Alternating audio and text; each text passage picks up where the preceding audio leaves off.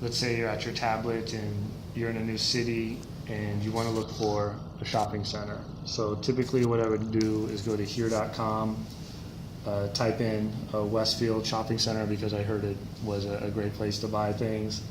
I look around on it, I can kind of find the reviews. Typically, collect is my favorites. That's done. It's synced to the cloud, so just to double check, I go in, I look at my collections, and it's saved to my favorites. So what happens then is I go to my vehicle, whether it's a rental car, my own vehicle. I start up, I'm not low on fuel, but I have the ability to check all the gas stations around me and to find all their prices. And then I can, search by what's optimized for me. If I put in, I'm a BP user, I only want BP cards, what's closest, etc. But my real concern is trying to get to my destination that I put online. So what I can do, I sync this across, any device, whether it be an iPad, Android device. I go here, set my destination. I have a street view, street level imagery, so I know when I'm coming to that destination, I know what it looks like. I have options to get to the destination, a little bit longer, a little bit more time, but I'll select the first one so I can begin to start navigating. Already I'm coming up to the highway entrance. This is my route maneuver, so I know when to turn. This is customizable to my profile, so if I decided I want just one full satellite image map, I have that. One thing that's interesting is if I click on this, it kind of stops the screen and I can focus on what's around. I can change that to a 3D view, a 2D view. Then I can go north up or with the compass. Click out of that. When you saw the speed limits, we do have that available, so you can be alerted if you're going 10 over, 5 over. It's set on your discretion. We also always have the ETA and the distance to your destination. Typically, most people like to see the route maneuvers, and obviously they can hear it too. The audio is turned off just so we can go through this and talk through the demo. As I mentioned, this is updated live, and as we discussed here with the traffic, and we have the Bay Bridge out. It was closed last night.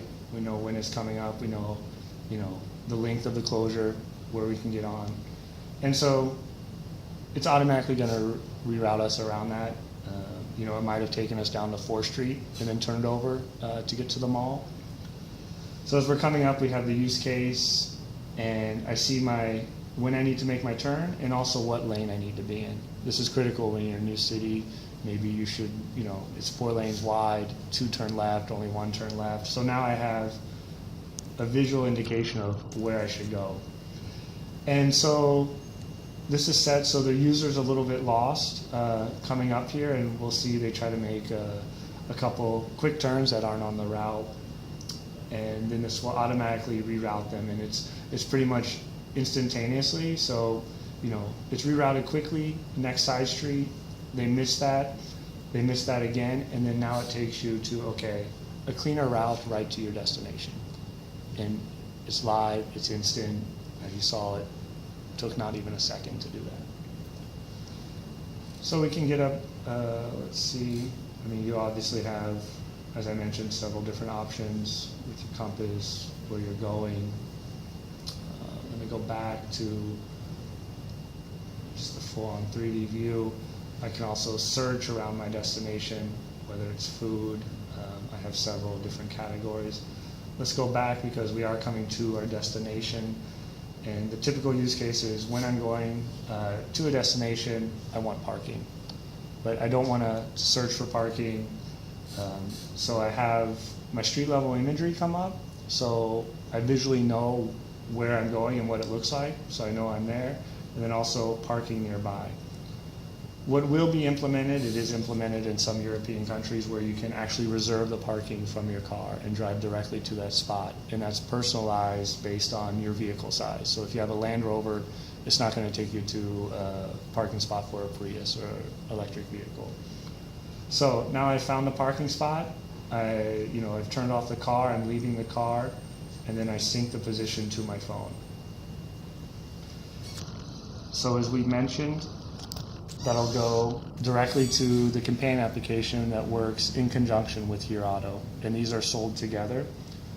So I have my Here branded companion application, and the two use cases that are always on this screen that are one touch is where's my car and where am I. So then I can also hit where's my car here, and then down here I can look at the live site, which is, I look and instantly I can find where it is based on my direction. So I can also look down and I find where my car is. So if I know I'm going somewhere for a long walk or I'm going far away, I can also pin this to the start as well. It shows up right there.